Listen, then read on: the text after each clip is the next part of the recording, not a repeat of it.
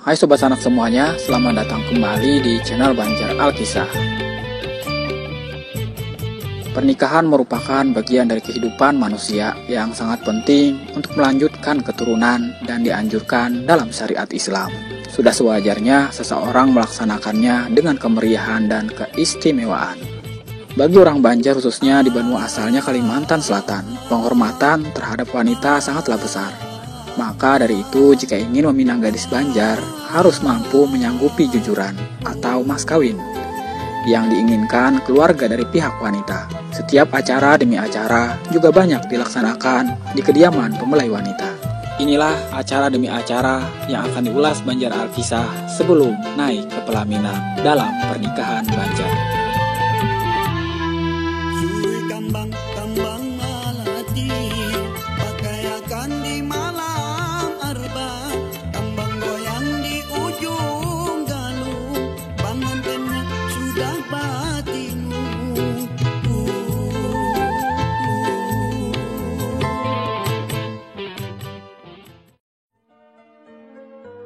Yang pertama, basuh suluh. Basuh suluh berasal dari kata suluh, yang merupakan prosesi pencarian informasi mengenai gadis yang diinginkan. Hal ini dilakukan secara diam-diam oleh pihak pria. Pada masa lalu, perkawinan sudah biasa atas dasar perjodohan atau pilihan orang tua, sehingga tradisi semacam ini merupakan keharusan. Biasanya dilanjutkan dengan batatakun, yaitu pencarian informasi secara terbuka melalui kedua pihak keluarga, dengan tujuan meyakinkan perihal asal-usul keluarga, kemampuan ekonomi, dan lain-lain.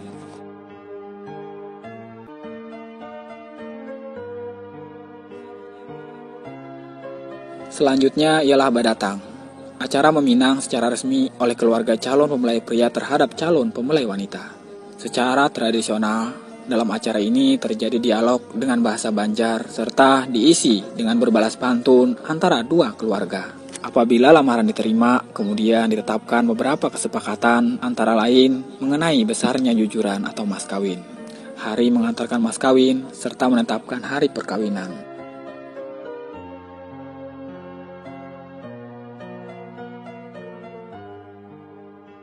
Selanjutnya, ma'antar jujuran atau ma'antar patalian. Ini adalah sebagai pengikat atau bukti telah bertunangan. Calon pembelai pria harus memberikan jujuran atau patalian atau oleh-oleh kepada calon pembelai wanita. Benda-benda patalian diantaranya berupa seperangkat busana, seperangkat perlengkapan tata rias, wangi-wangian, perlengkapan kamar tidur, perhiasan, dan jumlah uang. Ma'antar patalian ini dilakukan oleh rombongan yang terdiri biasanya dari ibu-ibu sebanyak 10, bahkan mungkin sampai 20 orang, dan biasanya diterima dengan upacara sederhana. Kesempatan ini digunakan oleh keluarga untuk mengumumkan kepada para tamu tentang hubungan calon pengantin yang disebut balarangan atau bertunangan. Dalam acara tersebut, kedua calon pengantin harus dihadirkan.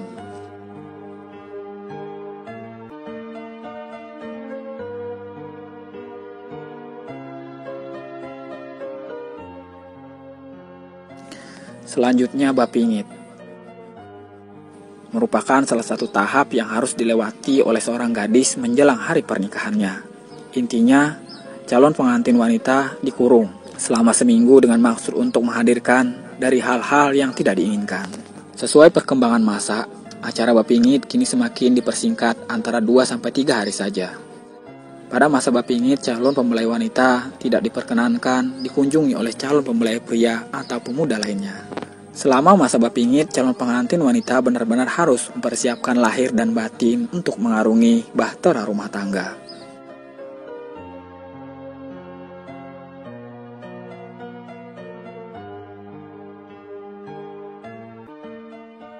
Kegiatan yang dilakukan dalam masa bapingit adalah: pertama, batamat Al-Quran. Karena mayoritas suku Banjar beragama Islam, maka ketaatan calon pembelai wanita dalam menjalankan ibadahnya akan diuji melalui prosesi batamat Al-Quran, yakni menamatkan pembacaan kitab suci Al-Quran yang disaksikan oleh guru mengaji dan kaum kerabat.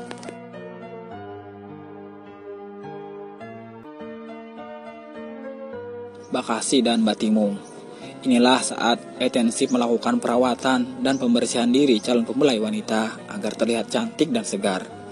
Sesuai tradisi, ritual perawatan menggunakan ramuan khusus berupa kasai, yakni semacam cairan pembersih dari beras ketan yang telah digoreng kering secara berulang-ulang.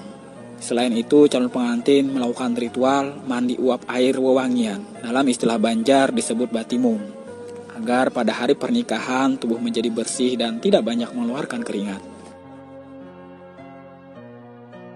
Seterusnya yang ketiga ialah bapacar atau bainai, ritual penghias kuku dengan pacar atau inai yang ditumbuk halus, sehingga meninggalkan warna merah.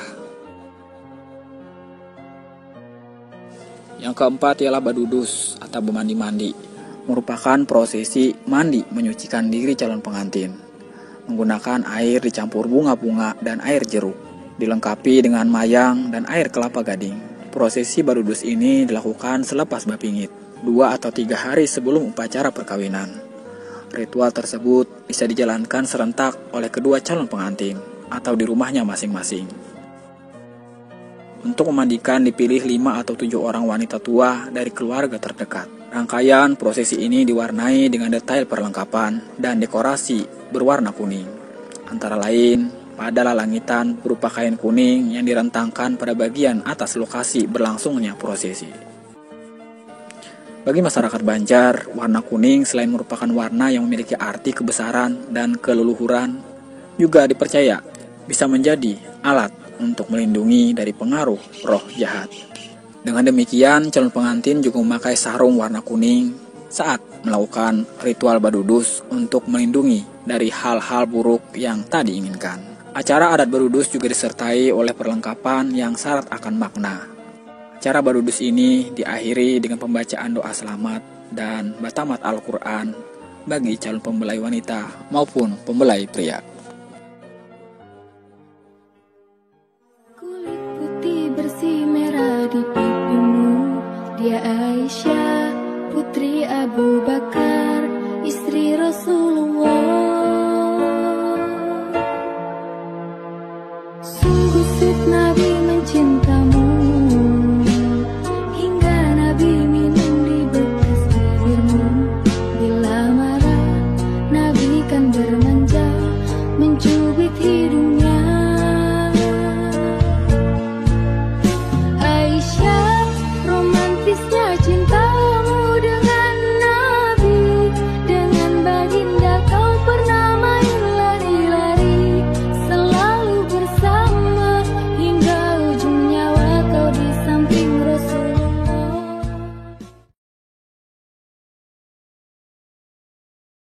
Di video kali ini Banjar Alkisah akan membagikan peribahasa bubuhan Banjar orang tua zaman dahulu. Peribahasa ini tentu sangat tidak asing diucapkan orang tua kita. Sobat sanak semuanya, dari sekian banyaknya peribahasa bubuhan Banjar, berikut ada 7 peribahasa orang tua zaman dahulu yang akan kita ulas kali ini.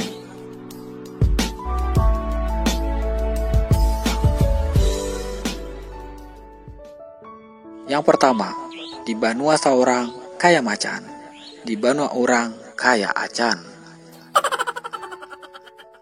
Artinya, beraninya hanya di lingkungan atau di kandang sendiri, terlihat garang di kampung sendiri, tapi di kampung orang menjadi penakut.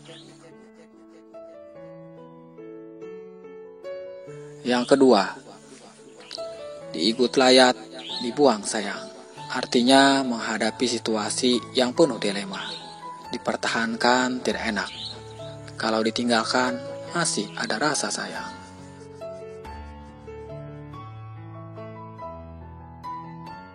Yang ketiga, ditinggal baku ciak, dibawa malinggang kajukung. Artinya ini ialah serba salah, serba menyusahkan orang lain. Sebagai contoh, kalau kita tidak menolongnya, maka dia akan bilang bahwa kita orang yang tidak tahu diri. Tapi kalau kita tolong, dia malah menyalahkan kita. Yang keempat, menggoyang tungkat kana dahi. Artinya membongkar keaiban orang lain, malah keaiban diri sendiri ketahuan.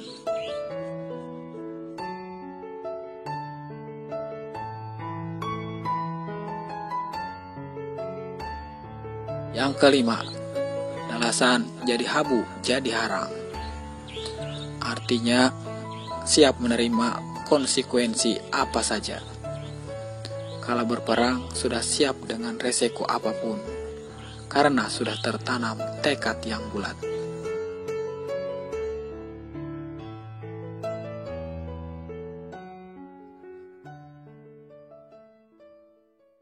Yang keenam, baik membuang hintalu sabiki daripada rusak sakataraan.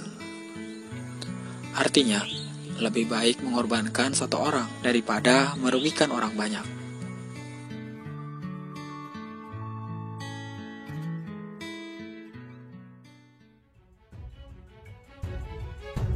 Yang ketujuh, wajah sampai kaputing.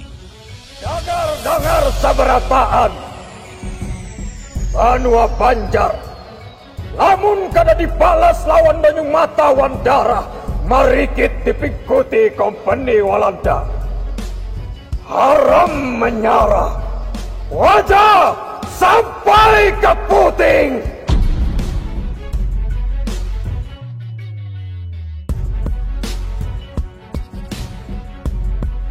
Peribahasa inilah yang tertanam pada para pejuang kita di Banua Banjar yang menggetarkan penjajah Belanda. Karena ini artinya ialah orang yang berpendirian kokoh dengan tekad bulat tanpa bisa ditawar-tawar. Tidak ada kata menyerah sampai tetes darah penghabisan. Dalam perjuangan akan diselesaikan sampai tuntas. Nah, itulah 7 peribahasa Bubuhan Banjar orang tua kita bahari. Bagi sanak yang mungkin mau menambahkan peribahasa Bubuhan Banjar yang lainnya, atau menambahkan arti dari 7 peribahasa yang baru saja kita bahas, silakan tambahkan di kolom komentar.